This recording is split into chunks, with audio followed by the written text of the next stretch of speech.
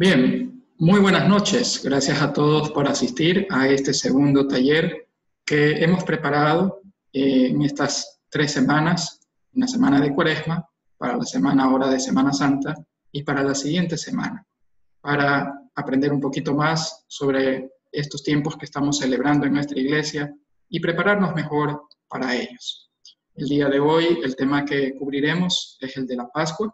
La semana pasada el taller fue sobre la Cuaresma y entonces hoy es una continuación natural a ese primer taller.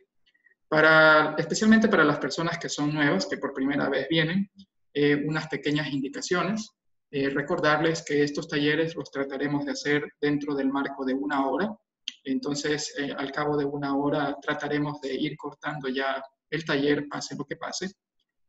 También recordarles que el padre Raniero extenderá un certificado de asistencia a todos los participantes que hayan asistido a los 3 talleres. Nuevamente, el primer taller fue la semana pasada, donde tratamos el tema de la Cuaresma. El segundo taller es el del día de hoy, donde hemos dicho que vamos a tratar el tema de la Pascua. Y el último taller será la próxima semana, donde trataremos el tema de la resurrección. Entonces, quienes acudan a los 3 talleres podrán recibir este certificado que estoy seguro que será muy valioso para ustedes. También para quienes quieran arriesgar un poquito más, luego de los 3 talleres acordaremos un día y una hora para tomar una pequeña lección sobre el contenido de los 3 talleres y quienes aprueben esa lección podrán no solo recibir un certificado de asistencia, sino que también podrán recibir un certificado de aprobación de estos talleres, firmado por el padre Raniero. Recuerden mantener los micrófonos apagados siempre en estos talleres para así garantizar que lo que la persona que está hablando se pueda escuchar muy bien en todos los hogares donde nos están escuchando y que las preguntas siempre las manejemos, las canalicemos a través del chat de nuestro taller. Bien, antes de comenzar, igual que lo hicimos en el taller pasado, vamos a invocar al Espíritu Santo, vamos a pedirle al Espíritu Santo que nos ilumine, que nos envíe sus dones, que nos dé el don de entendimiento, el don de sabiduría, todos sus dones, para que nos permita aprender, entender y vivir de mejor manera aquellas cosas que hoy hemos de revisar. Así que hagamos una oración para invocar a nuestro Espíritu Santo. En el nombre del Padre, del Hijo, del Espíritu Santo. Amén. Ven, Espíritu Santo, llena los corazones de tus fieles y enciende en ellos el fuego de tu amor. Envía tu Espíritu Creador y renueva la faz de la tierra. Oh Dios, que has iluminado los corazones de tus hijos con la luz del Espíritu Santo, haznos dóciles a sus inspiraciones para gustar siempre el bien y gozar de su consuelo. Por Cristo nuestro Señor. Amén. Muy bien, hermanos. Entonces, como habíamos mencionado, el día de hoy vamos a trabajar sobre el tema de la Pascua. Si bien es cierto, ya en el taller pasado hicimos una breve introducción a ella, puesto que hablamos de la Cuaresma y la Cuaresma era la preparación para esta Pascua, el día de hoy vamos a profundizar en ella. Vamos a ver en mayor detalle lo que es la Pascua. Y como vamos a profundizar, entonces la trataremos desde diferentes puntos. De tal manera que al final de este taller podamos estar en capacidad de responder estas preguntas.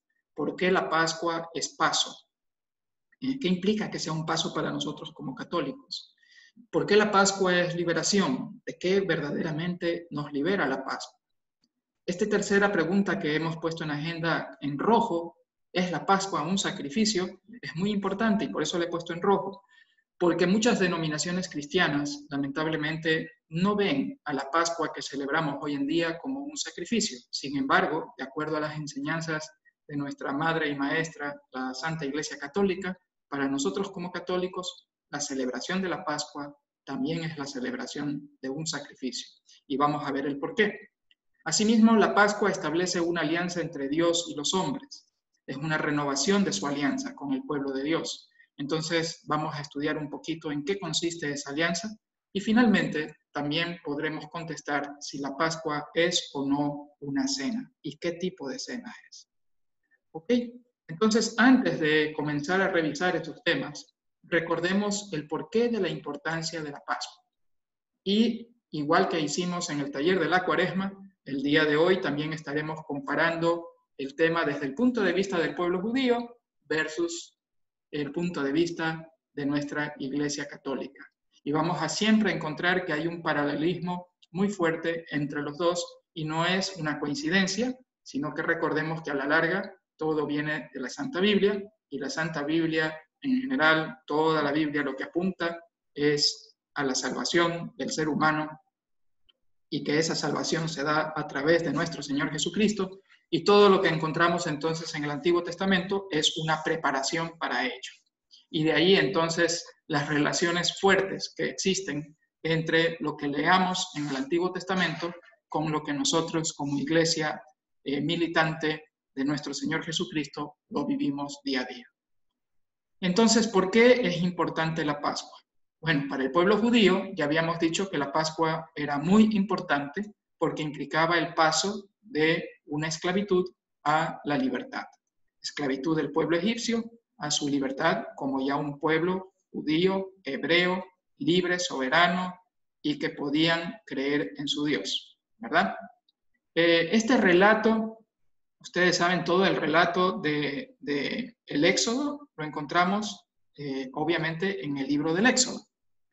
Y más adelante Dios dispone al pueblo judío que tienen que entonces celebrar un conjunto de fiestas, no una, sino muchas fiestas.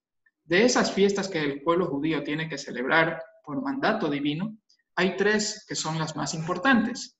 Todas ellas las podemos encontrar en el libro de Levítico, en el capítulo 23 del libro de Levítico. Y esas 3 fiestas más importantes, se las reconoce como las más importantes, es porque todas ellas obligaban a que el pueblo judío tuviese que peregrinar a Jerusalén para acudir al templo de Jerusalén.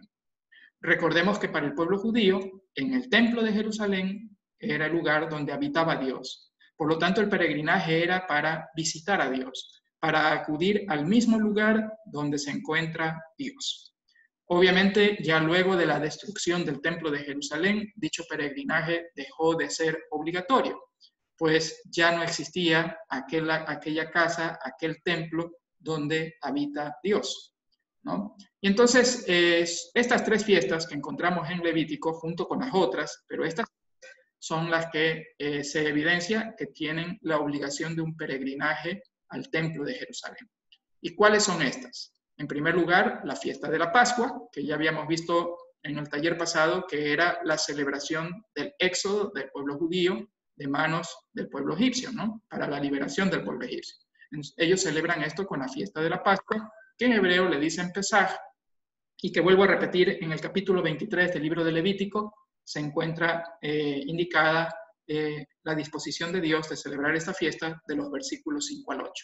Asimismo, en el mismo libro, del versículo 15 al 22, encontramos la disposición de la segunda fiesta, que se llama la fiesta de Pentecostés. Entonces, o sorpresa quizás para algunos, hoy día aprender que Pentecostés no es un término que nace desde la época cristiana, sino que en realidad ya el pueblo judío celebraba Pentecostés. Y esto es una celebración que se daba 50 días después de la fiesta de Pascua. Nosotros como católicos seguimos también, después de 50 días de la fiesta de Pascua, celebraremos Pentecostés, ¿no? Esto, como mencionaba, lo encontramos en el capítulo 23 de Levítico, versículos 15 al 22. Y la tercera fiesta, llamada la fiesta de los tabernáculos, o también conocida como la fiesta de las tiendas, que probablemente muchas veces la hemos oído nombrar cuando leemos la Biblia, cuando asistimos a la misa, ¿verdad? Es una fiesta que también obligaba al judío a peregrinar a Jerusalén. Y la encontramos en los versículos 33 a 44, 33 a 44, perdón, del libro que ya mencioné de Levítico. De estas 3 fiestas, que son las más importantes, porque son las únicas 3 que exigían el peregrinaje al templo de Jerusalén, la más importante de las 3 es la de la Pascua. ¿Por qué? Porque no solo que con esta el pueblo judío celebraba la liberación del pueblo egipcio, sino que también era la fiesta mediante la cual el pueblo judío reconoce hasta el día de hoy que se conforma verdaderamente como un pueblo, ya no como unas tribus, sino verdaderamente como un pueblo. ¿ok? Entonces es una fiesta la más importante para ellos. Y ahora vamos a ver cuál es la fiesta más importante para nosotros los católicos y por qué. Pero para hacerlo, igual que en el taller pasado, vamos a ir haciendo unas pequeñas preguntitas. De esa manera hacemos el taller más interactivo, más entretenido, menos cansado. Y recuerden que cuando ustedes vean en la pantalla la pregunta, tendrán un tiempito para reflexionar en la pregunta y escoger una respuesta. En este caso, tienen que escoger una sola respuesta, la que consideran la mejor respuesta. No pasa nada si se equivocan. Aquí no vamos a premiar ni a castigar a nadie. Es solamente para hacerlo más interactivo y para que ustedes tengan un tiempo de verificar si realmente necesitan o no necesitan profundizar más en ciertos temas, porque las respuestas aún no están claras. Ok, entonces voy a poner en pantalla la primera pregunta que guarda relación al tema que estamos viendo. Espero que ya veamos todos en pantalla la pregunta y vamos a dar un tiempo para que la revisen, reflexionen y contesten. Esta primera pregunta nos dice, ¿cuál de las siguientes fechas litúrgicas es la más importante en la Iglesia Católica? Primera posibilidad, la Pascua de Resurrección. Segunda posible respuesta, la Navidad. Tercera posible respuesta, Pentecostés. Y finalmente, como opción, también tenemos a miércoles de ceniza. Recuerden que solo una de ellas es la respuesta correcta, así que les doy un tiempito para que piensen y ustedes traten de escoger cuál creen que es la verdadera respuesta, la mejor respuesta.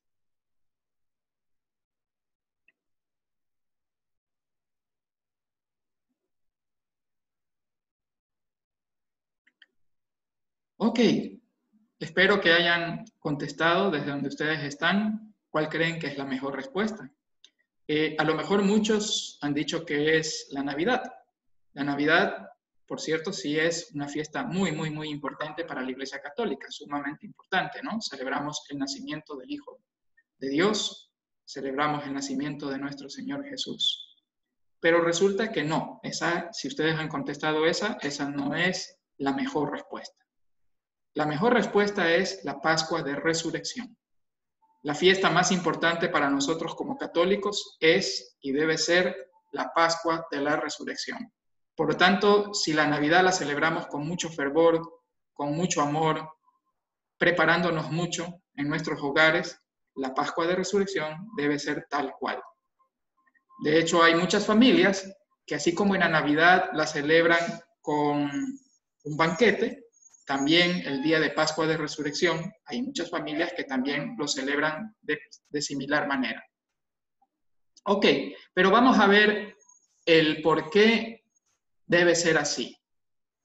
Y un poquito la respuesta la vamos a encontrar en el libro de Corintios. Y la respuesta no desde el punto de vista que es porque San Pablo nos lo dice, que tenemos que decir que es así. San Pablo lo que hace es recordarnos cuál la importancia de la Pascua, ¿verdad?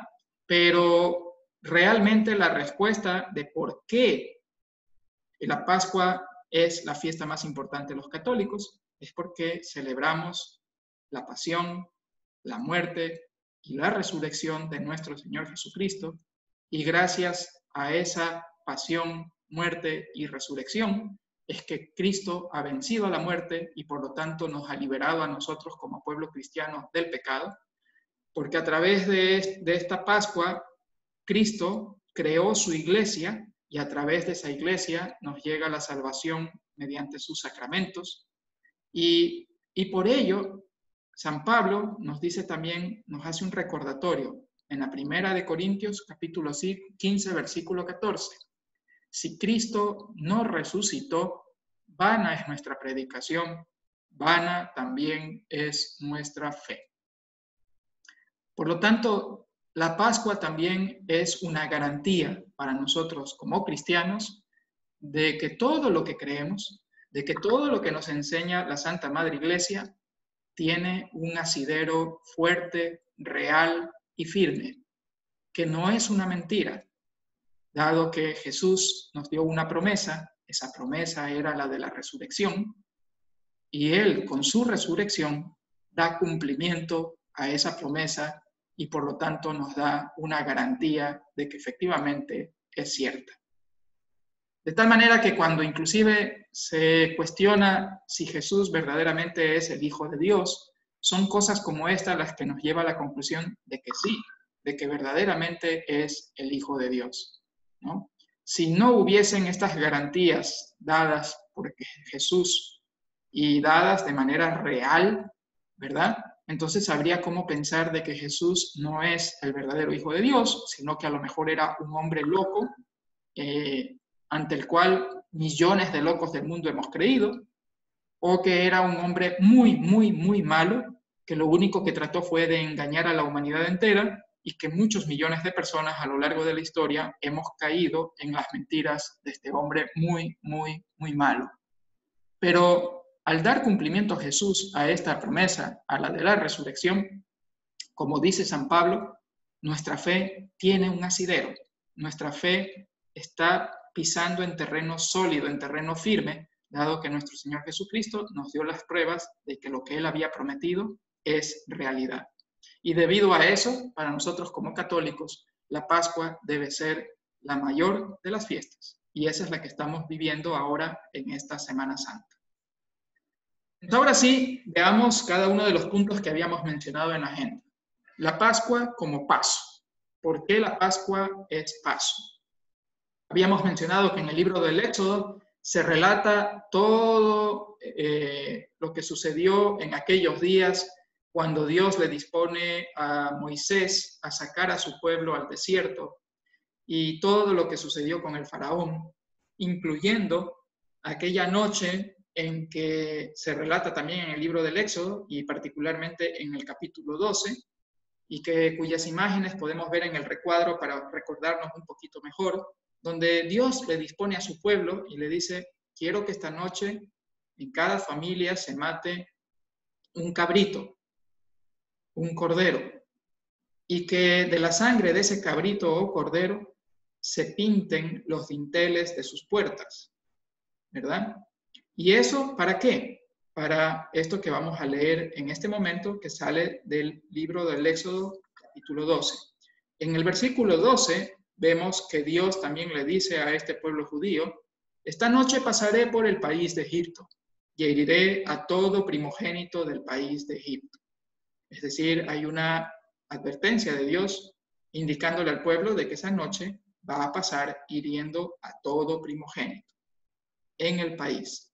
Sin embargo, en el versículo 13, también Dios le indica a su pueblo que la sangre, es decir, la sangre con la que han pintado los dinteles de las puertas de su casa, será vuestra señal sobre las casas donde estéis. Cuando yo vea la sangre, pasaré de largo entre vosotros. Es decir, que la pintada de los dinteles de las puertas con la sangre del cordero era el medio mediante el cual Dios sabía que a esa familia no la tenía que tocar, que por esa familia tenía que pasar de largo y por lo tanto que esa familia se iba a salvar. Entonces la sangre aquí era un símbolo para implicar una salvación.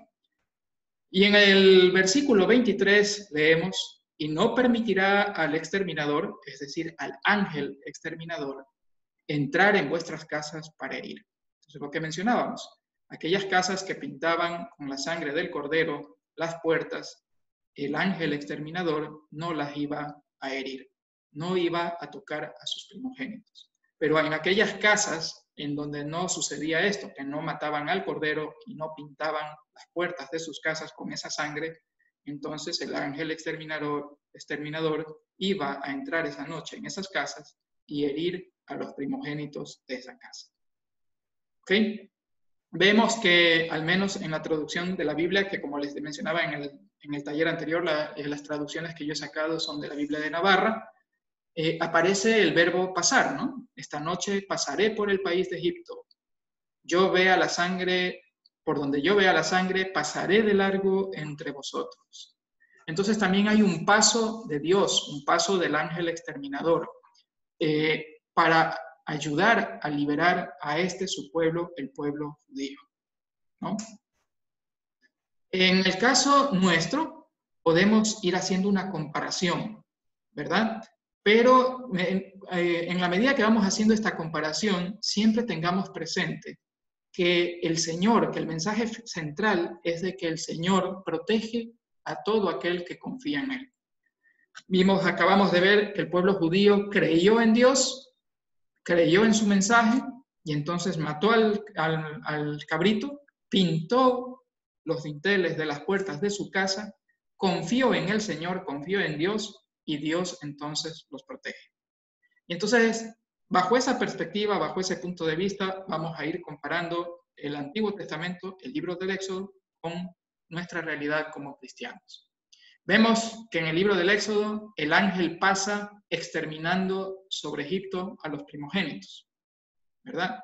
Mientras que en el Nuevo Testamento este paso es el paso de Cristo, es el paso de Dios hecho hombre, que no viene para exterminar a alguien, más que a exterminar al pecado. Y no exterminarlo, la palabra correcta sería para vencer al pecado. ¿Okay? Entonces, nosotros hablamos en nuestra Pascua es del paso de Cristo, del paso del Hijo de Dios hecho hombre por esta tierra, ¿no? Trayéndonos todas sus enseñanzas, pero sobre todo trayéndonos la redención. ¿Cómo nos redime? A través de su pasión, muerte y resurrección.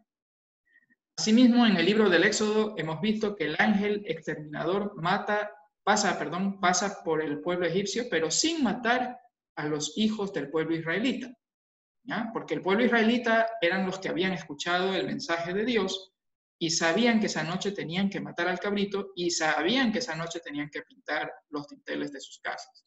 El pueblo egipcio tenía duro su corazón y obviamente el mensaje de Dios no llegaba a ellos, ¿ya? No porque Dios quisiese que sea así, sino por la dureza del corazón del pueblo egipcio, y entonces ellos no escuchan el mensaje de Dios, y por lo tanto eso es sinónimo de no confían en el mensaje de Dios, y obviamente no hay la protección de Dios. Para nosotros en el Nuevo Testamento lo que vemos es que Cristo pasa de la muerte a la vida. Y fíjense que esto es muy interesante para tener en cuenta siempre en Cuaresma y en Semana Santa. La victoria se da en la resurrección. La vida se da como garantía a través de la resurrección, como vimos en la primera de Corintios que nos enseñaba San Pablo. Si no, vana sería nuestra fe. Entonces, Cristo nos gana la vida eterna, la posibilidad de estar en el reino de los cielos, a través, dándonos una garantía muy fuerte que es su resurrección. Pero para que haya esa garantía fuerte de la resurrección, tuvo que haber la pasión y la muerte, y muerte en cruz. No podemos separar el uno del otro.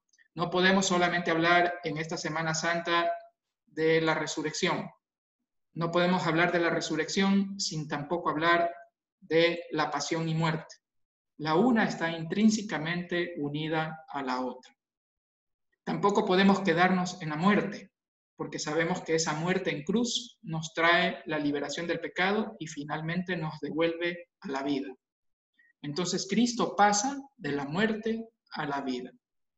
Si nosotros como católicos tenemos puesta la fe, la confianza en Cristo como nuestro Señor, como nuestro Redentor, como que lo que Él hizo en su cruz y que en realidad confiamos en esa resurrección, entonces el Señor nos va a proteger a nosotros como católicos. Bien, eso cierra el primer punto. Ahora vayamos al segundo. La Pascua es liberación. Y como ya hablé mucho, vamos a hacer una segunda pregunta relacionada a este tema de la Pascua como liberación. Nuevamente en pantalla ustedes van a tener una pequeña pregunta y ya saben, tienen que nuevamente escoger la que consideran la mejor respuesta. Escogen una sola, la mejor. ¿Ok? ¿Cuál es la pregunta que tenemos ahora? Que espero que se esté viendo en pantalla.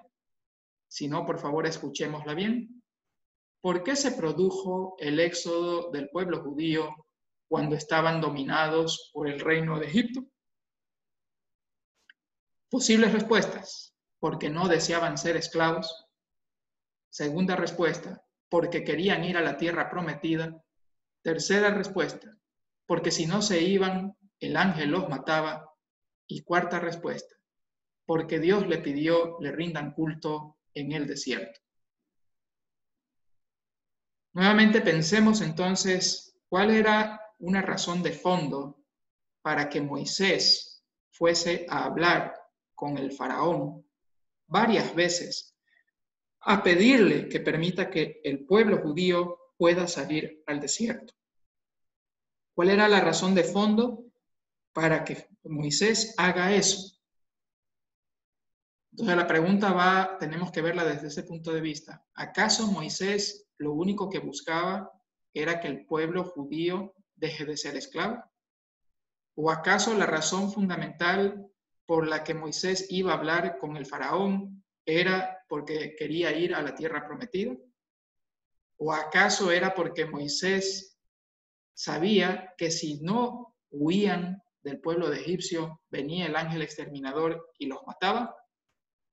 ¿O Moisés insistió con el faraón varias veces la liberación del pueblo judío debido a que sabía que tenían que irle a rendir culto a Dios en el desierto?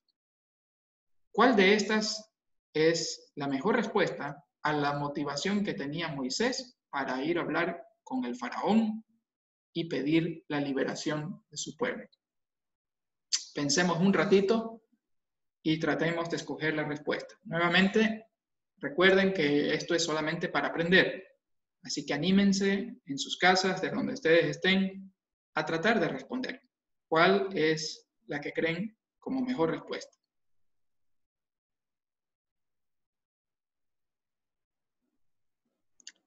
Ok.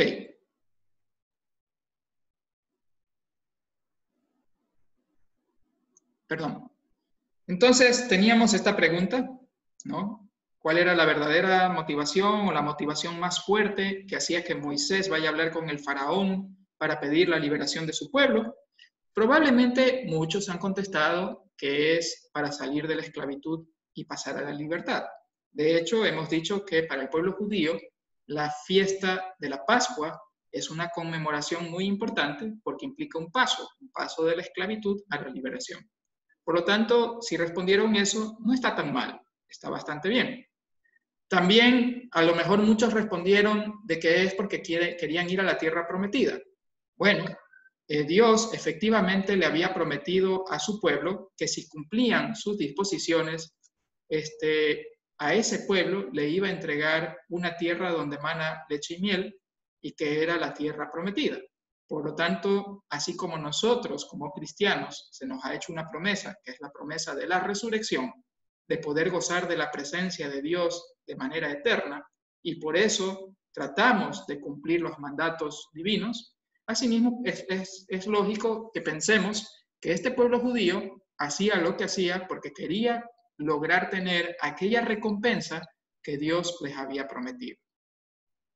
Pero la respuesta que en este caso era la que buscábamos y que realmente constituye la principal motivación para la que Moisés se acercara al faraón a tratar de siempre de pedirle que permita que su pueblo, el pueblo judío, pueda salir al desierto, era la última respuesta, porque querían rendirle culto a Dios en el desierto. ¿Y por qué? Porque Dios se los había pedido, y ya lo vamos a ver, ¿no? Obviamente la tercera respuesta probablemente muy poquitos o nadie contestó, debido a que acabamos de ver justo hace un ratito que el pueblo judío podía estar tranquilo con el tema del ángel exterminador, pues sabía las indicaciones de Dios mismo, que si pintaban los dinteles de su casa con la sangre del cordero, entonces no iba a pasar nada. Bien, pero ¿por qué decimos que la principal motivación de Moisés para ir a hablar con Faraón y pedirle que permita salir al pueblo judío al desierto no eran únicamente el hecho de que buscaban ser libres y salir de la esclavitud? Por supuesto que salir de la esclavitud era muy importante para el pueblo judío, eso ya lo vimos, ¿cierto? Y por supuesto también que el paso del ángel exterminador por el pueblo judío los judíos hasta el día de hoy lo ven como un acto de liberación de Dios. Por supuesto que sí. Pero, ¿qué lo llevaba a Moisés a arriesgarse a hablar con el faraón y pedirle que deje salir a su pueblo? Bueno, eso lo podemos leer en el Éxodo 5. En el versículo 1 de Éxodo 5 leemos: deja salir a mi pueblo para que me celebre una fiesta en el desierto. Y se vuelve a repetir, no una, sino más de una vez. Aquí, por falta de espacio y de tiempo, he puesto una segunda vez. Éxodo 7, versículo 16. Deja salir a mi pueblo para que me dé culto en el desierto. Estas eran las palabras que Dios le indicaba a Moisés y que le decía: ve donde el faraón y dile que yo te he dicho esto. Deja salir a mi pueblo para que me dé culto en el desierto. Dios lo que le había pedido al pueblo judío era que quería que le hagan una fiesta en el desierto, que quería que todo su pueblo amado lo celebre en el desierto. Y el faraón obviamente se había rehusado a eso. Probablemente, no lo sabemos, ¿cierto? Pero es probable de que si desde el inicio el faraón hubiese dicho, sí, pueden salir, el relato del Éxodo sería muy diferente al que tenemos hoy en día. Pero ya sabemos, mediante el relato del Éxodo, que el faraón les dijo no. Y no les dijo no una vez, sino múltiples veces, ¿verdad? Y todo eso lleva a todos los relatos que hemos encontrado en el libro del Éxodo, incluyendo el relato del paso del ángel exterminador. Entonces ya sabemos, hermanos, que la razón, la verdadera motivación que tenía Moisés de ir a hablar con el faraón, más allá de liberar a su pueblo, que era el pueblo judío, de la esclavitud del pueblo egipcio, era que Dios le había pedido a Moisés y a través de Moisés a su pueblo, de que lo vayan a rendirle culto en el desierto. Bien, nosotros como cristianos, ¿cómo lo podemos ver esta liberación? Nosotros como cristianos, de acuerdo a lo que hemos dicho, en la Pascua tenemos que recordar que Jesús nos libera de la muerte. No solo de una muerte física, ¿ya? No estamos hablando tanto de una muerte física, sino más bien de la muerte espiritual. ¿Y por qué hablamos de esa muerte espiritual? Porque sabemos, hermanos, que desde Adán y Eva, desde el pecado original, todos, generación tras generación, nacemos con ese pecado original. Y todo pecado implica muerte, es separación de Dios, una muerte espiritual. Y bueno, entonces, ¿qué sucede? Es Jesús el que permite que podamos liberarnos de esa muerte espiritual. Es Jesús quien permite, a través de su pasión, muerte y resurrección, que podamos tener un mecanismo para librarnos del pecado original. Sabemos que ese mecanismo es uno de los sacramentos que Cristo mismo instituyó, ¿verdad? El sacramento del bautismo. Tenemos que recordar que antes de Cristo no había el sacramento del bautismo. Por lo tanto, no había medio para podernos librar del pecado original. Es decir, que todas las personas que nos antecedieron a la muerte, a la pasión, muerte y resurrección de Cristo, realmente no contaban con un medio para librarse del pecado original. ¿Ok? Entonces, esa es la liberación principal de la que nosotros hablamos y que tenemos que tener presente y que tenemos que vivir durante esta Semana Santa. Y es recordar que Jesús, mediante su pasión, muerte y resurrección, nos libra del pecado original, nos libra de la muerte. Del pecado también de manera general, ¿por qué? Porque hay otro sacramento que él instituyó, que es el sacramento de la confesión. Pero ese sacramento de la confesión, para que se pueda dar, se necesita del sacerdote. Y el sacerdote, el sacerdocio, nosotros sabemos que lo instituyó en la última cena. ¿Ya? Por lo tanto, ya veremos en Jueves Santo cómo hay un recordatorio de la institución del sacerdocio. ¿Okay? Entonces, Cristo, mediante su muerte, pasión y resurrección, es decir, todo el trido pascual, nos libera del pecado, nos libera del pecado original, nos libera de nuestra muerte espiritual. ¿Okay?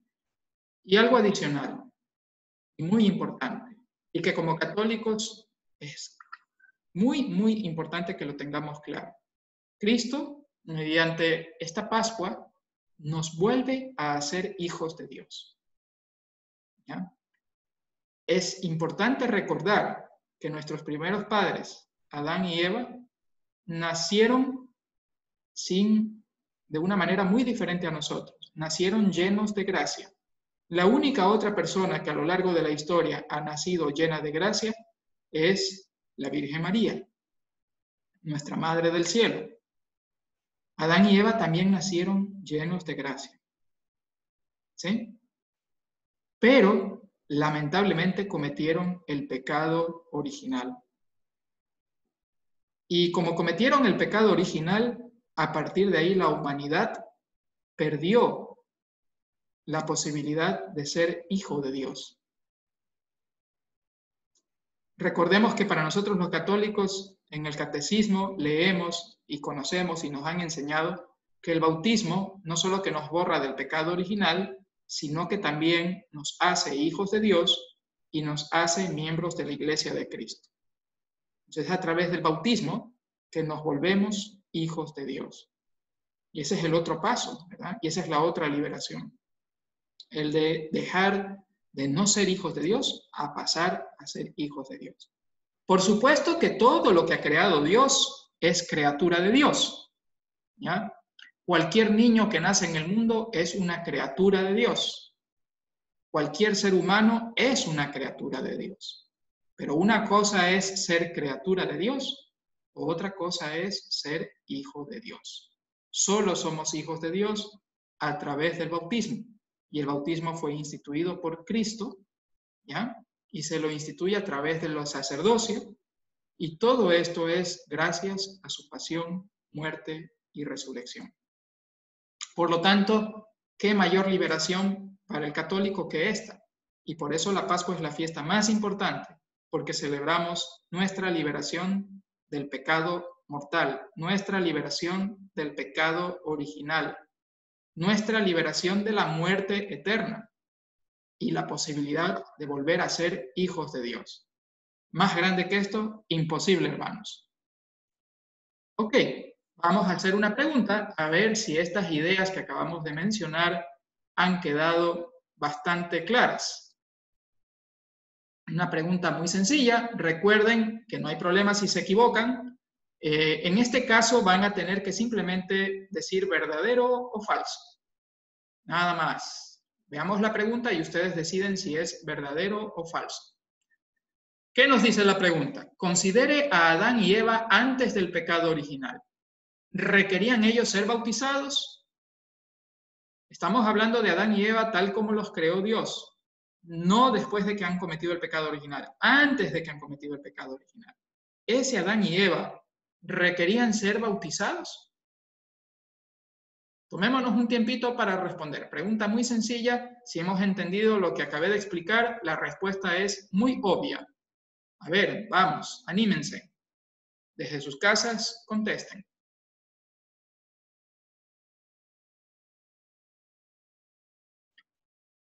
Muy bien, hermanos. Espero que se hayan animado a contestar. La pregunta nuevamente es si Adán y Eva, tal como fueron creados por Dios antes de que cometieran el pecado original, requerían ser bautizados para salvarse. La respuesta correcta es no, no lo requerían.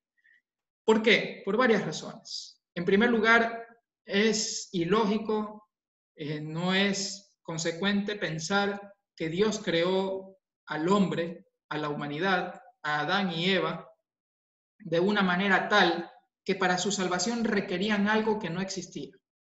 Nuevamente, recordemos que el bautismo existe desde que Jesús lo instituye y desde que Jesús deja creada a su iglesia para que pueda ejercer estos sacramentos. Uno de ellos, el primero de ellos, el bautismo. Antes de Jesús no existía el bautismo. El bautismo de Juan, recordemos, no era un verdadero bautismo. Eso lo encontramos en la misma Biblia. El bautismo de Juan era bautismo de agua. El bautismo de Jesús, nos dice la Biblia, la Sagrada Escritura, es el bautismo del Espíritu Santo. ¿Ya? Para que sea el verdadero bautismo, entonces tiene que ser el bautismo del Espíritu Santo, que se da en el nombre del Padre, del Hijo y del Espíritu Santo, y que lo instituye Jesús a través de sus sacerdotes. Por lo tanto, Adán y Eva, que fueron nuestros primeros padres, las primeras criaturas humanas de Dios, no podían requerir algo que no existía para su salvación. Es un absurdo pensar que Dios iba a crear a una humanidad diciéndoles, ok, para ustedes salvarse necesitan algo, pero que ese algo no existe. ¿Ya?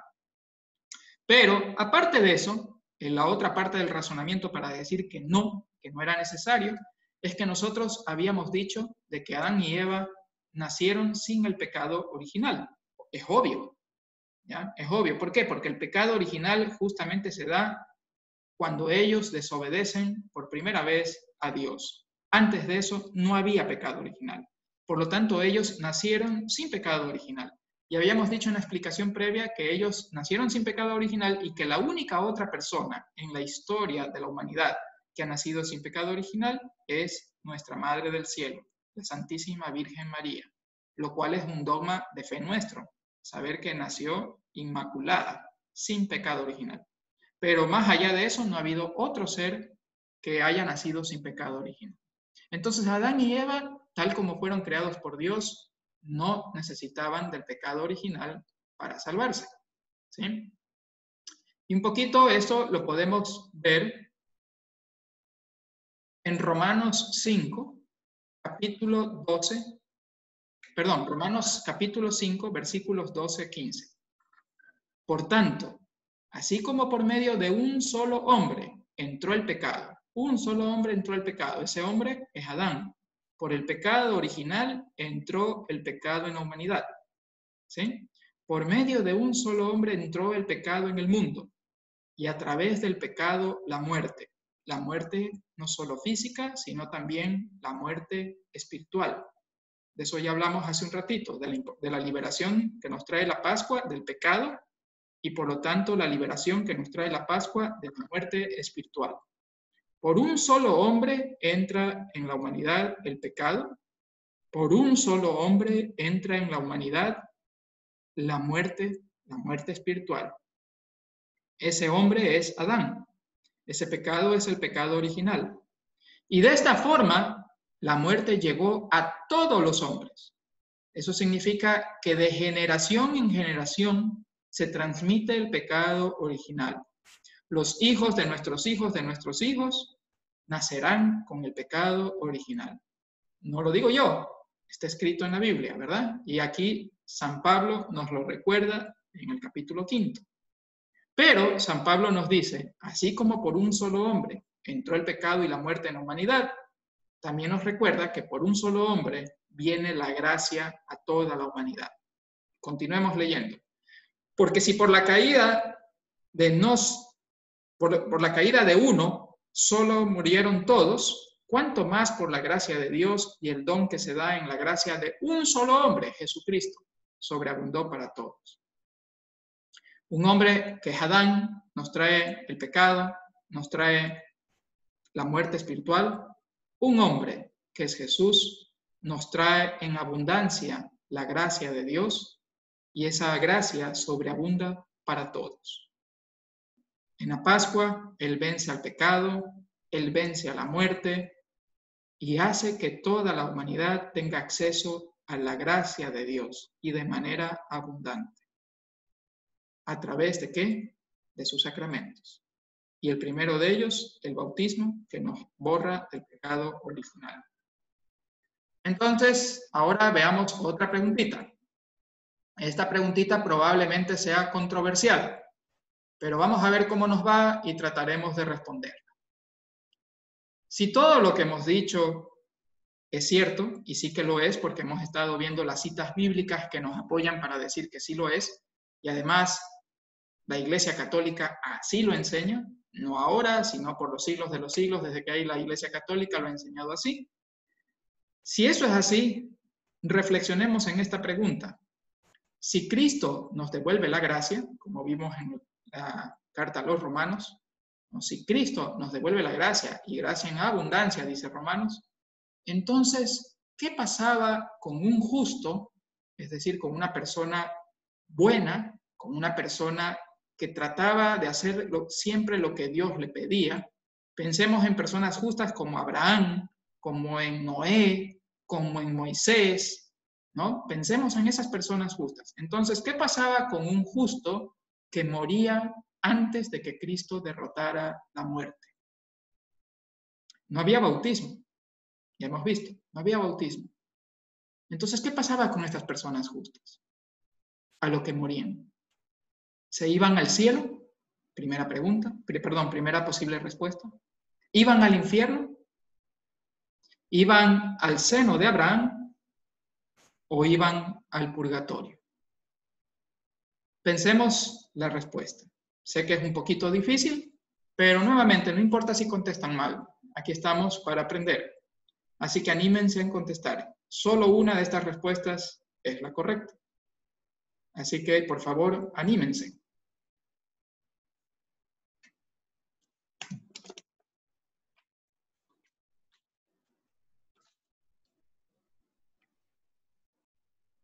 Muy bien. Espero que se hayan animado desde sus casas a contestar esta pregunta, que como digo, sé que es un poquito más difícil.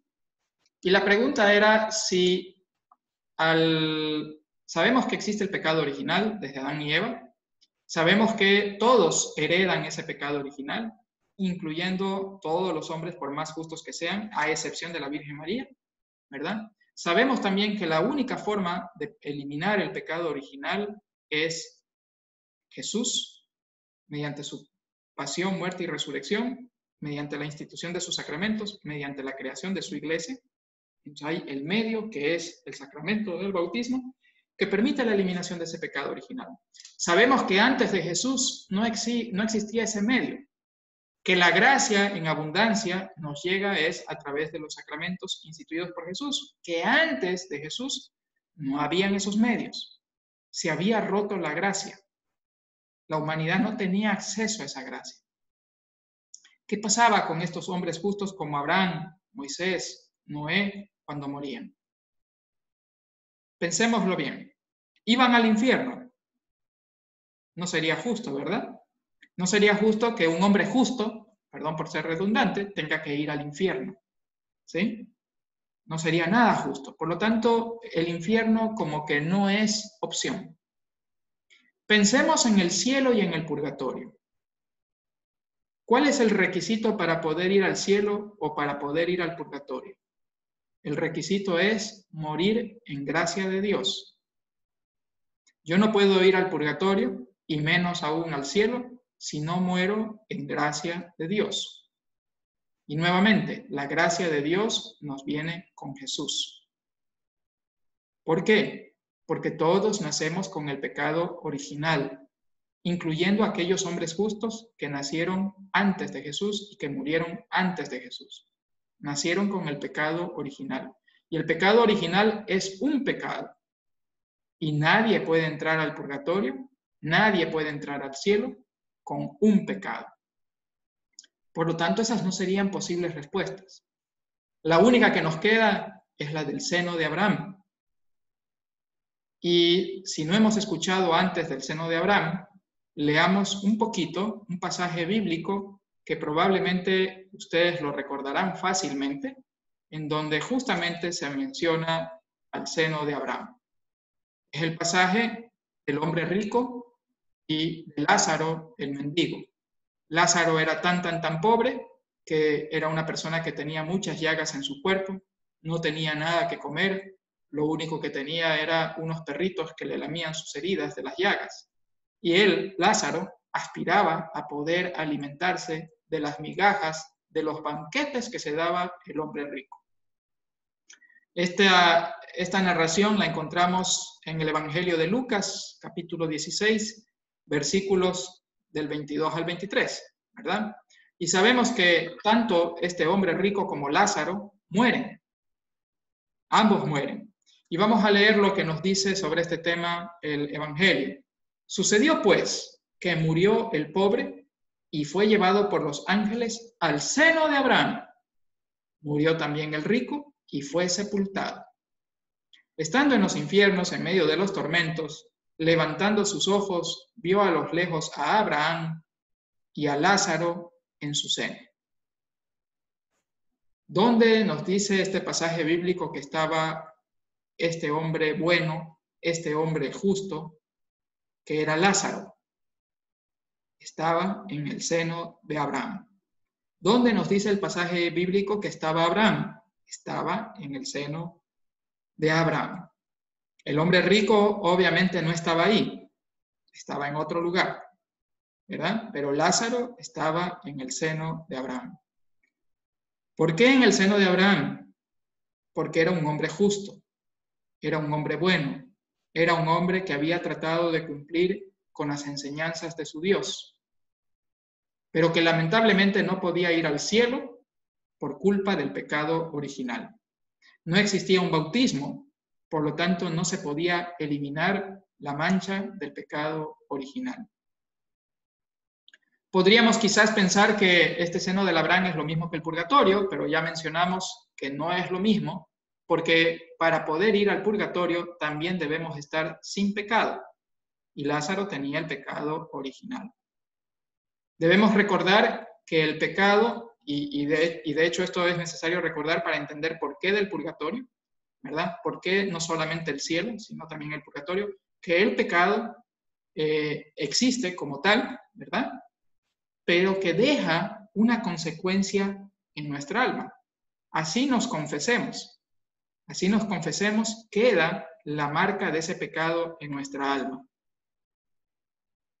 La analogía más común que se suele dar para entender un poquito mejor esto es como que el pecado es un pequeño clavo, nuestra alma es una tabla, y que cuando pecamos es como que si cogemos ese clavo y lo clavamos en la tabla. Entonces ahora tenemos la tabla perforada con un clavo. ¿Sí? La tabla, nuestra alma, el pecado es el clavo que ha perforado nuestra alma y está ahí, y está hiriendo y nos está dañando. La confesión lo que hace es remover ese pecado.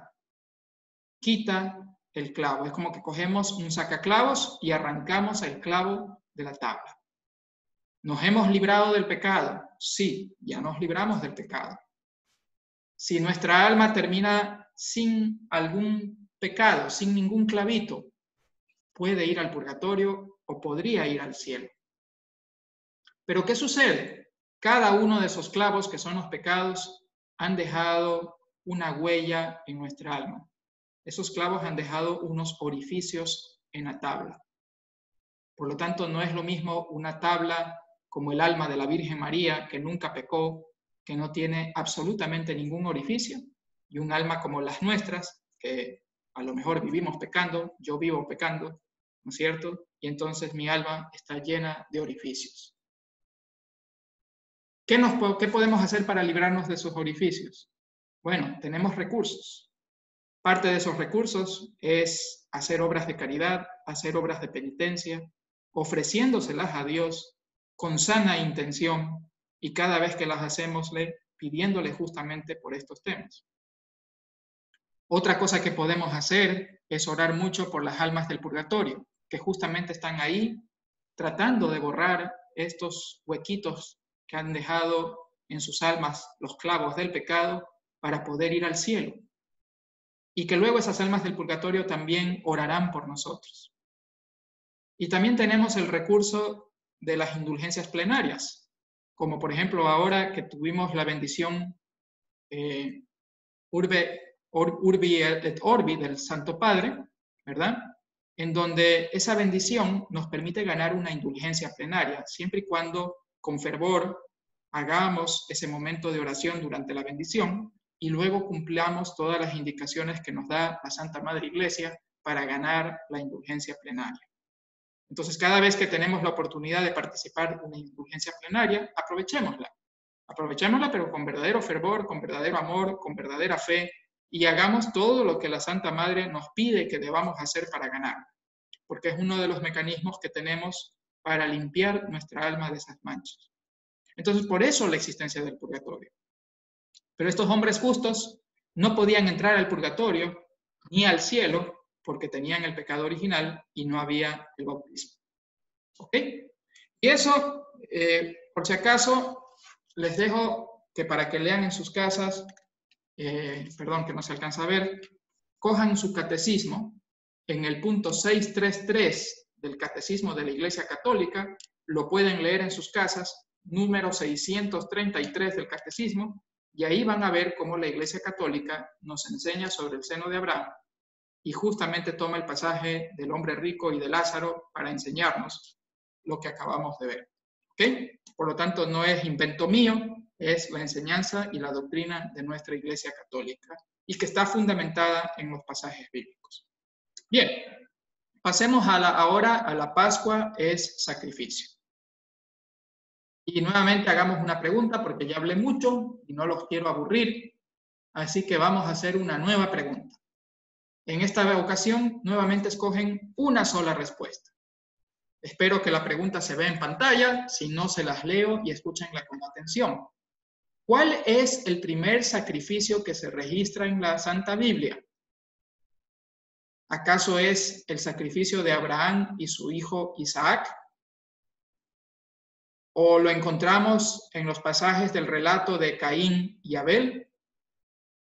¿O quizás encontramos el primer sacrificio de la Biblia en el pasaje de Noé y el diluvio universal?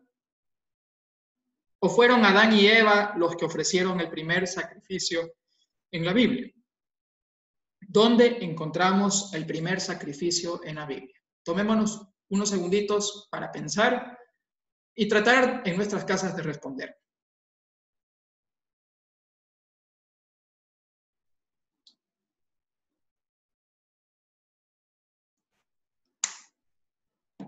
Muy bien. La respuesta correcta es Caín y Abel. ¿Sí? Caín y Abel es el pasaje bíblico donde nosotros encontramos el primer sacrificio relatado en la Biblia. Ahora, es importante hablar un poquito del tema del sacrificio.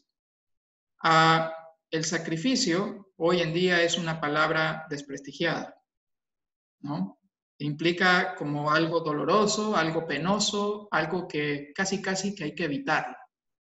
Ya casi que se ha convertido en una mala palabra. Es que esto me cuesta mucho sacrificio. Pero ¿para qué te sacrificas tanto? ¿No? Entonces se ha vuelto una palabra mal utilizada. Ha perdido su verdadero sentido. Sacrificio en realidad viene de la unión de dos palabras de latín, sacrum y facere. Sacrum significa sacro, significa sagrado. Facere significa hacer sagrado. Es decir, hacer algo de algo sagrado. Hacer de algo sacro. ¿Ya? Eso significa sacrificio. Es decir, de algo que no es sagrado, yo tengo el medio de convertirlo en sagrado. Y por lo tanto el sacrificio no debe ser una mala palabra, sino que es algo bueno que podemos poner en práctica porque significa que estamos haciendo algo sagrado. Mencionábamos que el primer sacrificio que encontramos en la Biblia es el de Caín y Abel.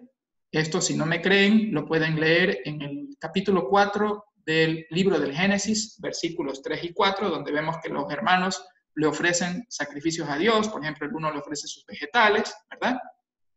Y posteriormente resulta que el pueblo judío escoge al cordero como el principal medio de sacrificio. ¿Ya? No es el único, pero sí el principal. De hecho, no es el único porque, por ejemplo, cuando llevan al niño Jesús al templo, vemos que se llevan unos pajaritos, unas tórtolas como medio de sacrificio, y obviamente no era un cordero. Por lo tanto, el cordero no era el único medio de sacrificio, sí el más importante. Y hace un rato ya vimos que el animal que se sacrifica en la Pascua es el cordero. ¿Por qué? Porque es una fiesta principal, y en esa fiesta principal hay que sacrificar un cordero de acuerdo a la tradición judía, ¿no? Para los judíos estoy hablando, no para nosotros. Nosotros no tenemos que sacrificar ningún animalito. Bien. Y claro que el sacrificio de Isaac y su padre Abraham es muy importante y vale la pena revisarlo un poco porque es una figura muy importante para lo que realmente sucede en la Pascua cristiana, en la muerte, pasión y resurrección de Cristo. Hay unas palabras bíblicas que se leen en este relato de Isaac y su padre Abraham, que cuando yo llegué a entender esto, caló muy profundo en mi alma, y la podemos leer en el capítulo 22, versículo 7 del Génesis. ¿Y dónde está el Cordero? ¿Dónde está el Cordero?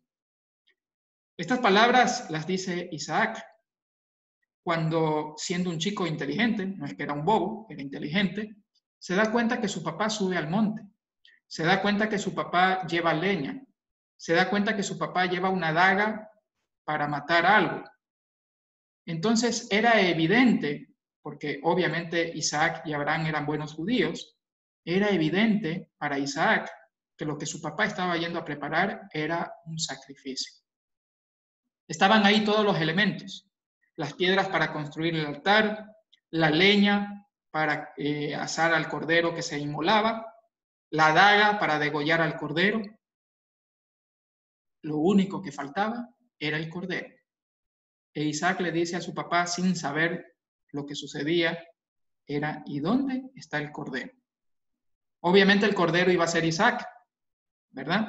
Hasta que el ángel se aparece y viendo la lealtad de Abraham, y por eso decimos que Abraham es el padre de todos los creyentes, porque estaba dispuesto a matar a su hijo amado, que era Isaac, con tal de complacer a Dios, con tal de obedecer la voluntad de Dios. Y el ángel lo detiene. Y le detiene, y bueno, y en ese caso aparece otro animalito que es el que sirve de sacrificio. ¿Ya?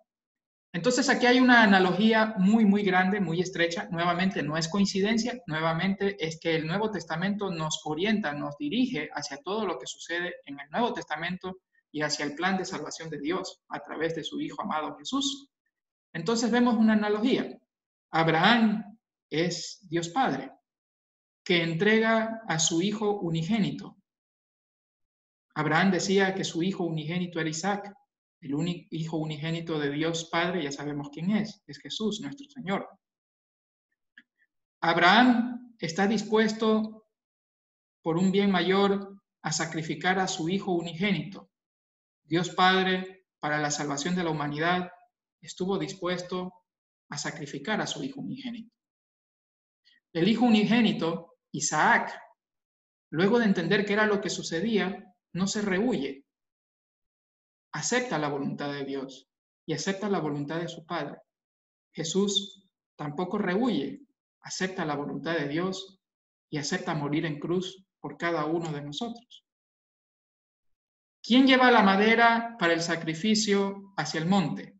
Si leemos con detenimiento el pasaje de Génesis, el relato de Isaac y Abraham, veremos que es Isaac el que lleva la madera para el sacrificio. ¿Quién lleva la madera para el sacrificio de Jesús? Jesús mismo, su cruz. Él lleva el madero. Entonces vemos una analogía muy fuerte. Y ahí también podemos preguntarnos, ¿y dónde está el Cordero? Y sabemos que para nosotros ese Cordero es el Hijo de Dios. ¿Ya? El Hijo de Dios, Dios hecho hombre. ¿Ya? Y por lo tanto, la Pascua para nosotros es un sacrificio donde hay un Cordero.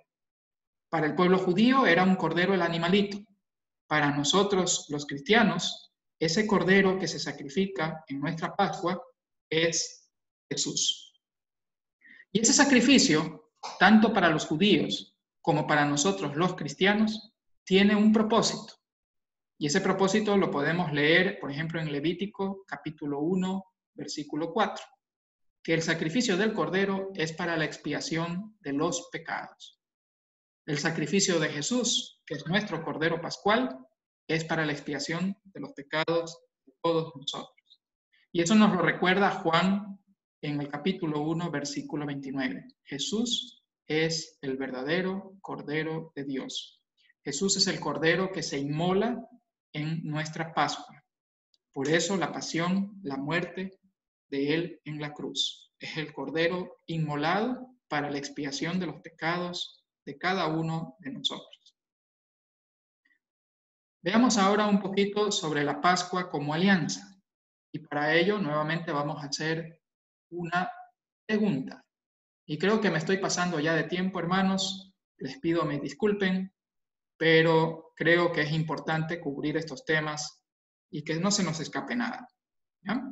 Tampoco quiero quedarme con nada bajo el brazo, así que ojalá acepten mis disculpas y extendámonos un poquito para cubrir todo. La pregunta es, ¿cuál es la primera alianza entre Dios y su pueblo que se registra en la Biblia? ¿Ya? ¿Cuál es la primera alianza que encontramos registrada en la Biblia? Veamos alianza como un pacto. ¿Cuál es el primer pacto de Dios y la humanidad que se registra en la Biblia? ¿Acaso es una alianza que hizo con Adán y Eva? ¿Acaso es la alianza que hizo con Noé? ¿Es la que hizo con Abraham? ¿O es la que hizo con Moisés? ¿Dónde se registra la primera alianza de Dios con la humanidad? Bien, vamos a tratar de responder eso. Ustedes espero que lo hayan tratado de responder en su casa y veremos si la respuesta que dieron en su casa es la correcta.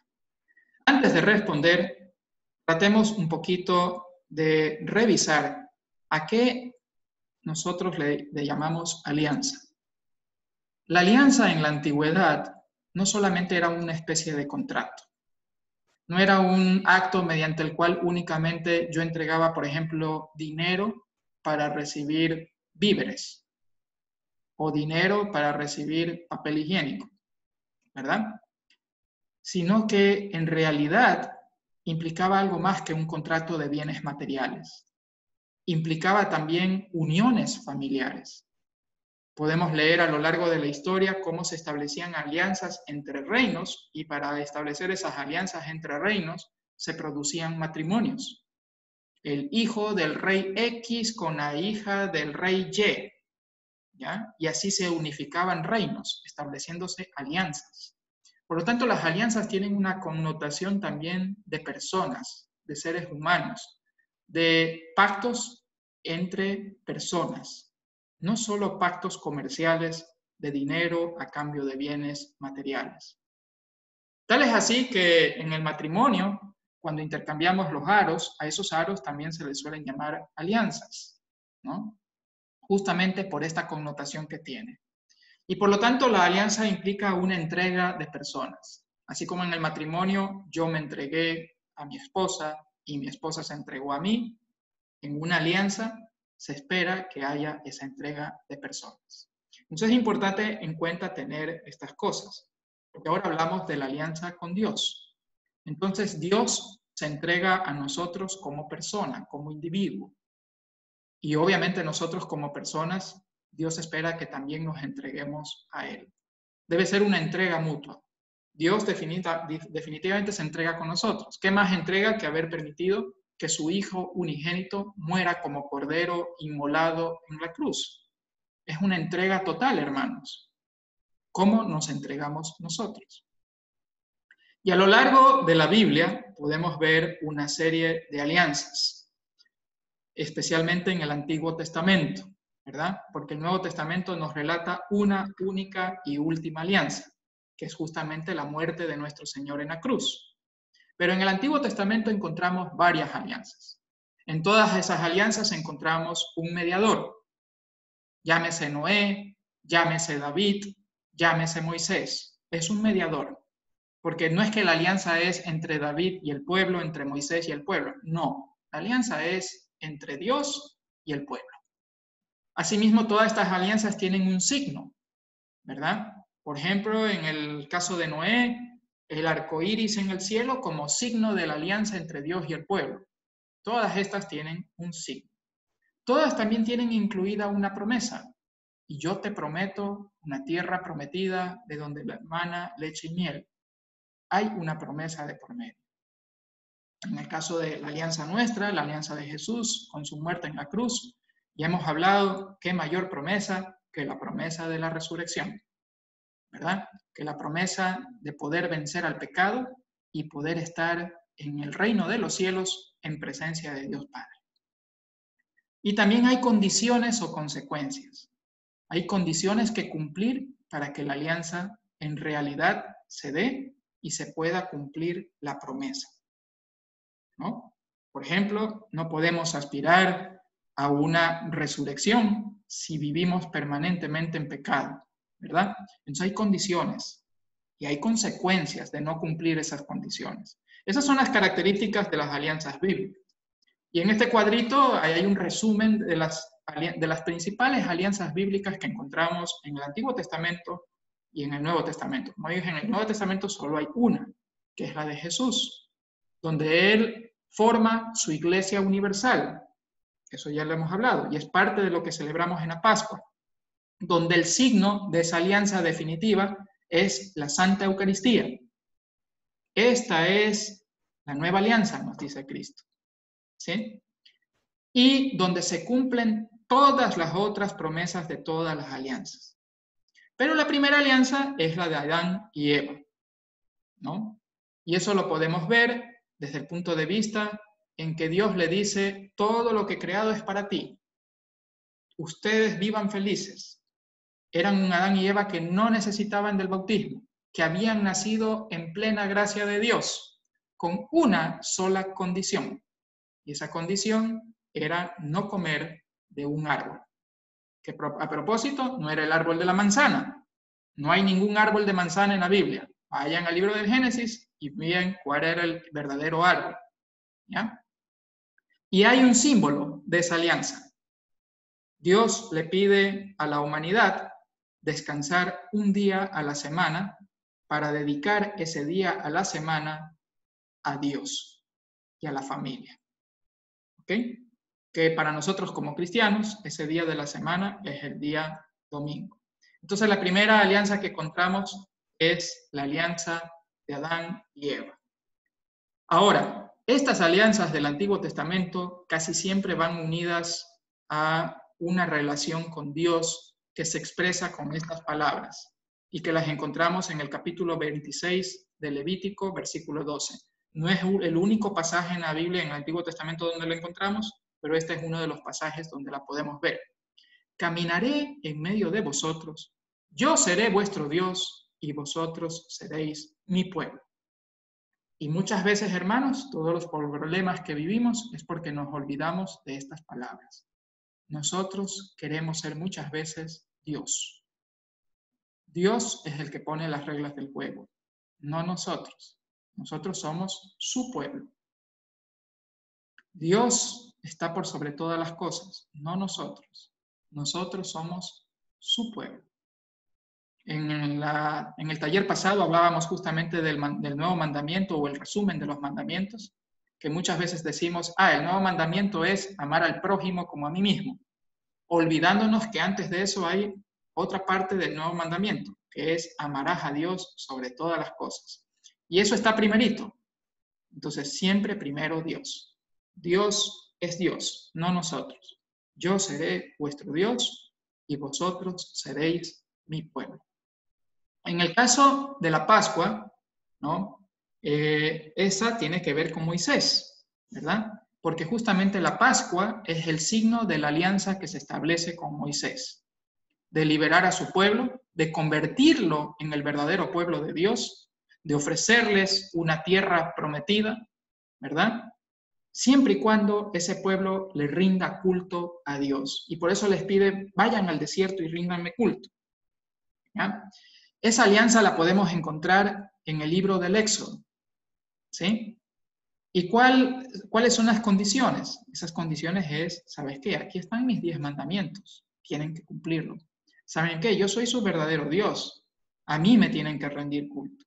Y ya sabemos que en este libro del Éxodo y en todo el Antiguo Testamento, muchas veces el pueblo de Dios se olvidaba de ello y le rendían culto a otros dioses, al becerro de oro, a dioses de pueblos paganos, etc. Y rompíamos la alianza. Entonces no es Dios el que rompe las alianzas, es siempre el pueblo el que las rompe. Bien, vamos a hacer una nueva pregunta, la última de esta noche. Y nuevamente, mil disculpas que me haya extendido un poquito más, pero creo que el tema lo amerita. Y esta última pregunta nuevamente requiere que ustedes elijan una sola respuesta. La última cena del Señor con su apóstol se celebra. ¿Cuándo? ¿Cuándo se celebra la última cena de Jesús con sus apóstoles? ¿El día de la entrada triunfal a Jerusalén? ¿Un día sábado cualquiera? Ojo que para el pueblo judío el día sábado era el más importante de la semana, era el símbolo de su alianza con Dios y tenían que descansar y ofrecerlo a Dios. O sea que el sábado es un día especial para el pueblo judío. Pero aquí cualquiera significa que era cualquier sábado. Ya no era un sábado en particular, sino era cualquier sábado. En la Pascua judía o en la fiesta de Pentecostés, cuando Jesús celebra la última cena con sus apóstoles. Tomémonos unos segunditos para contestar, hermanos. No importa si contestan mal.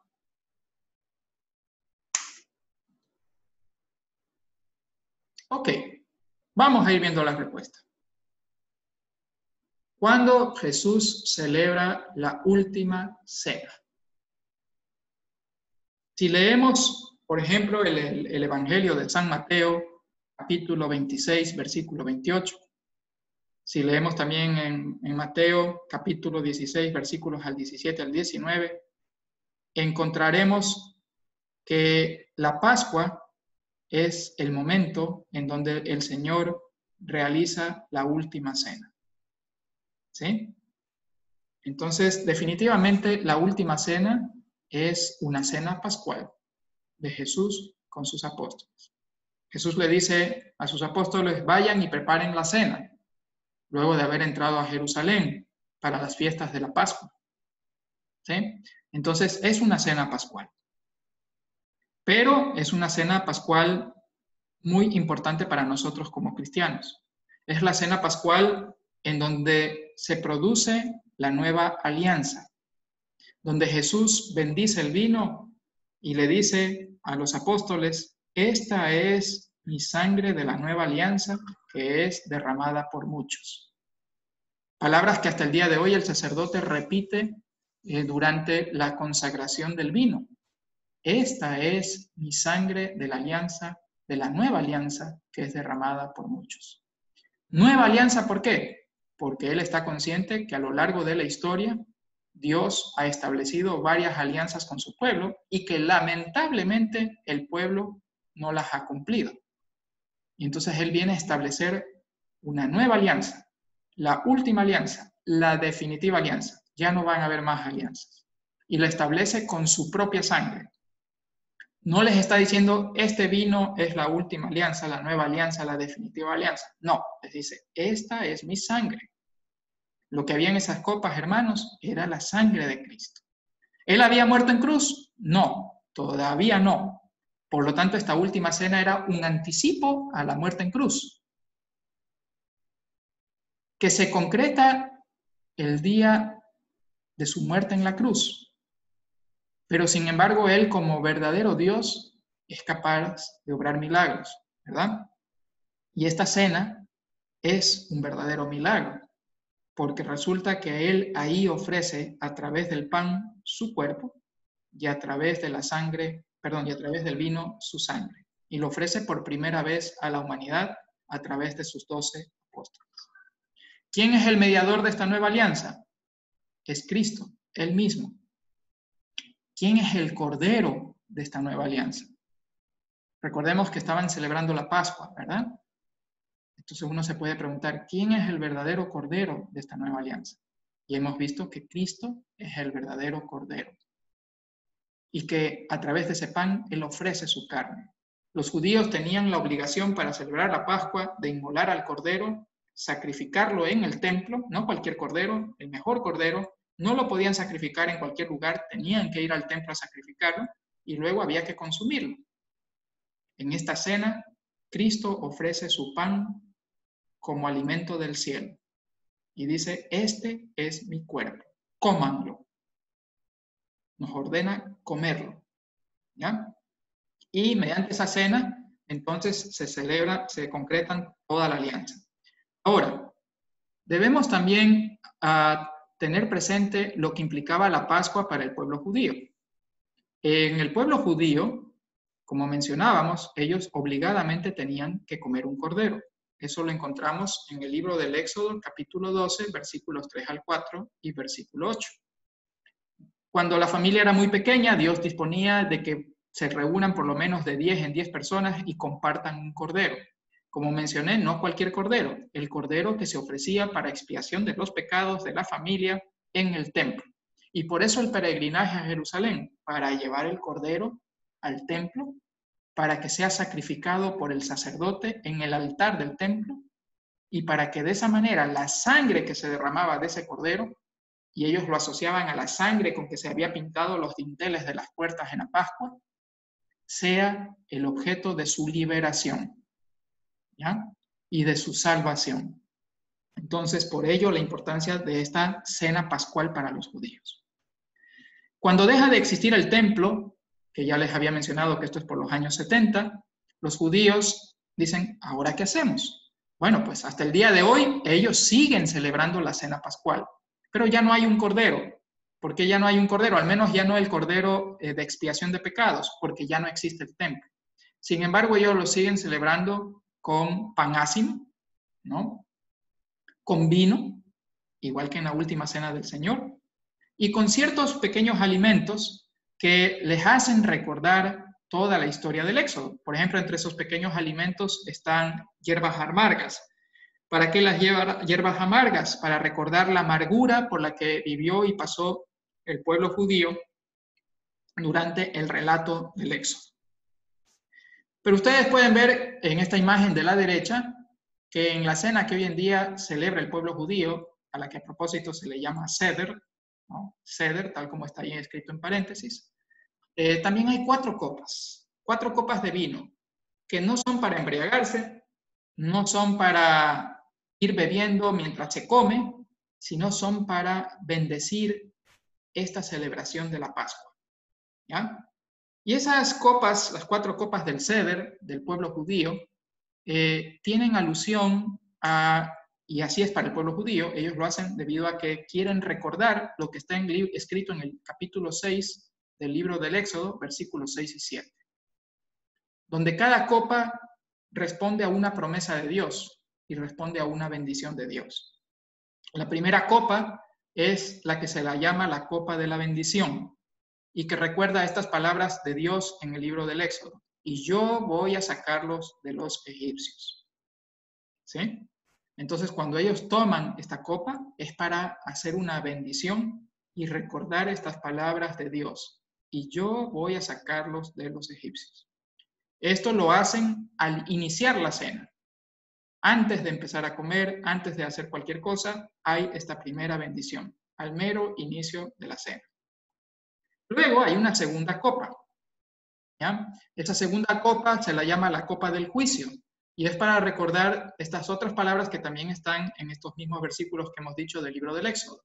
Y yo voy a librarlos de su servidumbre, ¿ya? Entonces se bendice con esta segunda copa recordando este pasaje bíblico, ¿ya? ¿Cuándo se lo hace? Cuando durante el Seder hay un espacio donde el más pequeño de la familia, a manera de preguntas, le pregunta al más anciano de la familia de qué se trata el Éxodo. ¿Qué es lo que sucedió con sus padres en el relato del Éxodo? ¿Por qué eran esclavos del pueblo egipcio? ¿Y cómo se liberaron del pueblo egipcio?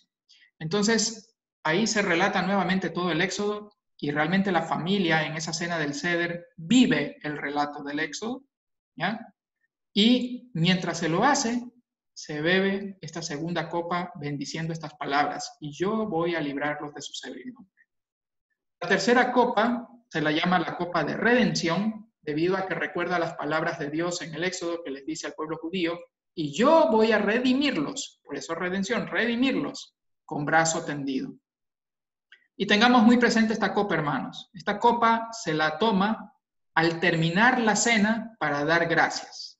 Es decir, ya habiendo cenado, se toma esta tercera copa, ya que es la copa de la redención. Luego de la cena, ya habiendo concluido la cena, se recitan unos himnos. Los judíos dicen himnos, nosotros los llamamos salmos, nos estamos refiriendo exactamente a lo mismo. se recitan los salmos, ciertos salmos escogidos en su celebración, y luego de cantar esos salmos, entonces se hace la última bendición con la última copa, con la cuarta copa, para recordar las palabras de Dios en el Éxodo. Y yo voy a hacerlos mi pueblo. Son 4 copas, 4 bendiciones. Muy importante que recordemos en este momento que la tercera copa es al final de la cena y que la cuarta copa es luego de haber cantado los himnos o salmos. Les hago una pregunta, pero que no tienen que responderla mediante los mecanismos que usamos hace un ratito, pero piensen ustedes, si leemos estas palabras, ¿a qué las asociamos en nuestra vida como católicos? Bendito eres, oh Señor, Dios nuestro, Rey del universo, que creas el fruto de la tierra. Bendito eres, oh Señor, Dios nuestro, Rey del universo, que extraes el pan de la tierra. ¿A qué se nos hacen parecidas estas palabras? ¿Qué nos traen a la mente estas palabras? Muy probablemente ustedes me están contestando desde sus casas. Se parecen a las palabras que el sacerdote dice en la misa. Y efectivamente se parecen. Sin embargo, estas no son las palabras de la misa que usa el sacerdote. Son muy parecidas, sí, pero no son las palabras de la misa. Estas son parte de las bendiciones que toda familia judía, la noche de Pascua, en la cena del Seder que acabamos de ver, las recita. Entonces hay una bendición del pan, hay una bendición de los frutos, ¿ya? Entonces hay, como ven, una relación muy fuerte entre la Pascua judía y nuestra misa. ¿Por qué? Y aquí viene algo que siempre hay que tener presente. El por qué es porque hay que recordar nuevamente que cuando Jesús tiene la última cena, es una cena pascual. Está celebrando la Pascua con sus apóstoles. ¿Sí? Que el cordero que se ofrece ya no es el cordero inmolado en el templo que Dios disponía en el Antiguo Testamento, sino que es el mismo. Este es mi cuerpo, coman. Esta es mi sangre de la nueva alianza, beban.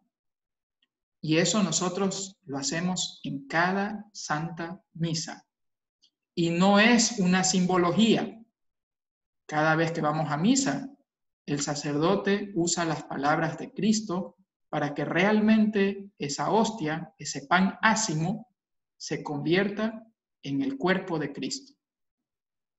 No porque el sacerdote pueda hacer magia, sino porque el Espíritu Santo obra ahí y convierte y nuevamente renueva este milagro. Y por eso en la Eucaristía también siempre hay un sacrificio. ¿Por qué? Porque nuevamente Cristo se está entregando como pan y como vino, pero se está entregando a través de su cuerpo y de su sangre. Sangre que él mismo le dice a los apóstoles ha sido derramada por muchos. ¿Dónde la derrama? En la cruz. ¿Ya? Nuevamente, leemos Marcos, leemos Lucas, Marcos capítulo 14, Lucas capítulo 22, y vamos a ver que la cena es una cena pascual. Y nuevamente nos resuenan las palabras, ¿y dónde está el Cordero?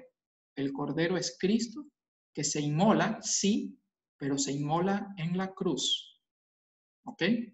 Y nos podemos preguntar, si esa cena es cena pascual, ¿están las 4 copas? Bueno, por falta de tiempo no vamos a ver sumamente en detalle, pero aquí les dejo unos pasajes bíblicos para que ustedes en casa los revisen más en detalle. Lucas 22, versículos 14 al 20. Marcos capítulo 14, versículos del 24 al 25. Y Mateo capítulo 26, versículo 30. ¿Qué encontramos en estos pasajes bíblicos? Si los leemos y los tratamos de hilar, unir, vamos a encontrar que no hay 4 copas, solo hay 3. De hecho, miremos, por ejemplo, el pasaje de Mateo, que es el último que aparece en la pantalla. Después de recitar el himno, salieron hacia el monte de los olivos. Recordemos el Seder judío. Después de recitar los himnos, ¿qué tendrían que hacer? Tendrían que beber la 4ª copa, ¿verdad? Habría que beber la 4ª copa. Acaba la cena, 3ª copa. Luego de la cena, Canto de los himnos. Termina el canto de los himnos, cuarta copa y acaba el Seder o cena pascual. En el caso de Jesús, vemos en Mateo que luego de recitar el himno no hay una cuarta copa, sino que van al monte de los olivos. Igual en Marcos vemos que dice, esta es mi sangre de la nueva alianza que es derramada por mucho. En verdad os digo que ya no beberé del fruto de la vid. Jesús ya les está diciendo, advirtiendo ahí, oye, no va a haber cuarta copa, ¿ah? En esta cena no va a haber cuarta copa, ya no voy a beber el vino. ¿Hasta cuándo? Hasta el día en que lo beba en el nuevo reino de Dios. Entonces dice, sí la voy a beber, pero no ahorita en la cena, sino cuando la beba de nuevo en el reino de Dios. ¿Cuándo se da esa cuarta copa? ¿Cuándo se da la ocasión en que Jesús la bebe de nuevo? Bueno, vemos en primer lugar que cuando va al Monte de los Olivos, varias ocasiones, creo que son 3, yo he puesto aquí 2, Jesús le dice a su Padre, Padre mío, si es posible, aleja de mí este cáliz. Cáliz es lo mismo que copa. Cáliz, el cáliz donde está el vino que hay que beber. Aleja de mí este cáliz. Cristo se estaba preparando para beber la cuarta copa. Acordémonos que con la cuarta copa se cierra la cena pascual, termina la cena pascual. Quiere decir que con los apóstoles en el cenáculo todavía no había terminado la cena. Quedaba pendiente beber la cuarta copa. Aleja de mí este cáliz, pero que no sea tal como yo quiero, sino como tú quieres. Es decir, que se haga la voluntad de Dios Padre. En el 26, versículo 42, se lo vuelve a repetir. Padre mío, si no es posible que esto pase sin que yo lo beba, ¿beber qué? El cáliz, ¿no? El cáliz al que hace referencia en el versículo 39. Cristo sabe a lo que va, sabe que tiene que beber su última copa, pero que esa última copa es tremendamente dolorosa. ¿Ya? Es más, en el mismo Mateo 27, como para que quede un poquito más claro, lo dice de la siguiente manera, y le dieron a beber vino mezclado con hiel. Ahí le ofrecen vino para que beba. ¿Y Cristo qué hace? Lo prueba, pero no quiso beber. Recordemos que le había dicho a los apóstoles, no volveré a beber hasta que esté en el nuevo reino de Dios. Así que tenía que beberla, pero no todavía. ¿Ya? Y finalmente, en Juan 19, versículos 28 al 30, que no lo puse ahí por falta de espacio, pero que lo vamos a leer con ustedes en este momento, hermanos, podemos encontrar el desenlace de esto. Había por allí un vaso, desde el 28, perdón, disculpen. Después de esto, como Jesús sabía que todo estaba ya consumado, para que se cumpliera la escritura, dijo, tengo sed. Jesús dice, tengo sed. Lo dice a propósito, para dar cumplimiento a toda la escritura, para dar cumplimiento a la cena pascual, para terminar de ofrecerse Él como Cordero Pascual, para beber su última cuarta copa. Él dice, tengo sed. Y en el 29 leemos, había por allí un vaso lleno de vinagre. El vinagre era vino fermentado, ¿verdad? Había ahí un vaso lleno de vinagre, sujetaron una esponja empapada en el vinagre a una caña de hisopo y se lo acercaron a la boca. Jesús, cuando probó el vinagre, dijo, todo está consumado, e inclinando la cabeza, entregó el espíritu. Jesús ahí muere en la cruz, bebiendo su última copa, con su muerte. Su muerte, hermanos, es la última copa. El vino de esa última copa es su preciosísima sangre, que es la sangre que nosotros podemos beber cada vez que vamos a la Santa Misa. ¿Ya? Y sabemos que la Pascua no termina ahí, falta su resurrección. ¿Para qué? Para dar cumplimiento a sus garantías, a la resurrección de los muertos. ¿Sí? Por eso es que realmente hay una unión muy fuerte entre la Pascua judía, entre la última cena, entre la muerte en cruz de Cristo y la Sagrada Eucaristía. Lo que sucede en la última cena es lo que sucede en cada vez que nosotros vamos a misa y asistimos a la Sagrada Eucaristía. Lo que sucede en la última cena es también la pasión y muerte y resurrección de nuestro Señor Jesús. La Eucaristía es un sacramento pascual, hermanos, que con mayor fervor, con mayor devoción y con mayor liturgia con fuerza lo celebramos durante la Semana Santa. Y para recordarnos que todo está unido, justamente la iglesia, y eso recuerden, y ahora que lo van a vivir en Semana Santa, dense en cuenta en esos detalles. El jueves comienza el Triduo Pascual, y hay la Santa Misa, pero la Santa Misa no se da por terminada. Al final del día jueves, el sacerdote no da la bendición. ¿Por qué? Porque continúa el viernes, ¿verdad? Y el viernes adoramos la cruz, recordamos la muerte de nuestro Señor en la cruz. El día jueves habíamos recordado justamente la última cena, la institución de la Eucaristía, la institución del sacerdocio cristiano, el comienzo de la iglesia cristiana. Viernes, su muerte, pero es la misma misa que continúa. El día viernes no hay introducción a la misa. No se comienza diciendo en el nombre del Padre, del Hijo y del Espíritu Santo. No hay los ritos de entrada. ¿Por qué? Porque es continuación de la misa del jueves. Tampoco hay los ritos de salida, porque todavía no concluye el Triduo Pascual. Falta algo más. Ya Cristo padeció, ya Cristo tuvo su última cena, ya Cristo fue entregado como Cordero Pascual. Cristo ya muere en la cruz, pero falta la última parte, el cumplimiento de sus promesas, la resurrección. Sábado de Pascua. Ahí se termina el Triduo Pascual, la noche del sábado, donde celebramos la Pascua de la Resurrección. Y ahí sí ya hay la bendición final. Una sola misa para recordarnos que son cosas que están totalmente entrelazadas. ¿Ok? Bien, hermanos. Nuevamente, 1000 disculpas porque me tomé un poco más de tiempo, pero creo que era importante. Ojalá sea útil para todos nosotros. Y para concluir, igual que en el taller pasado, ofrezcamos esta oración a San José con mucho fervor, oración que nos ha recomendado rezar el Papa Francisco durante estos tiempos difíciles del COVID-19 y donde vamos a pedir por todos los dolores que está atravesando la humanidad en estos difíciles momentos. En el nombre del Padre, del Hijo, del Espíritu Santo. Amén. Protege, Santo Custodio, a nuestro país. Ilumina a los responsables del bien común para que sepan, como tú, preocuparse por las personas confiadas a los que tienen responsabilidad. Dona la inteligencia de la ciencia a cuantos buscan medios adecuados para la salud y el bien físico de los hermanos. Sostiene a quien se entrega por los necesitados, los voluntarios, los enfermeros, los médicos que están en primera línea de cuidado de los enfermos, también a costa de su propia seguridad. Bendice, San José, a la Iglesia, a partir de sus ministros. Hazlos signo de instrumento de tu luz y de tu bondad. Acompaña, San José, a las familias con tu silencio orante. Construyes la armonía entre padres e hijos, de modo particular entre los más pequeños. Preserva a los ancianos de la soledad. Haz que ninguno quede a merced de la desesperación del abandono y del desánimo.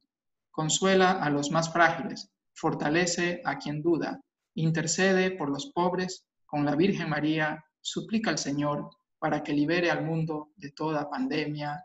Amén. Bien, hermanos, los espero la próxima semana para nuestro último taller, donde el tema será la resurrección. Buenas noches a todos. Gracias por haber asistido.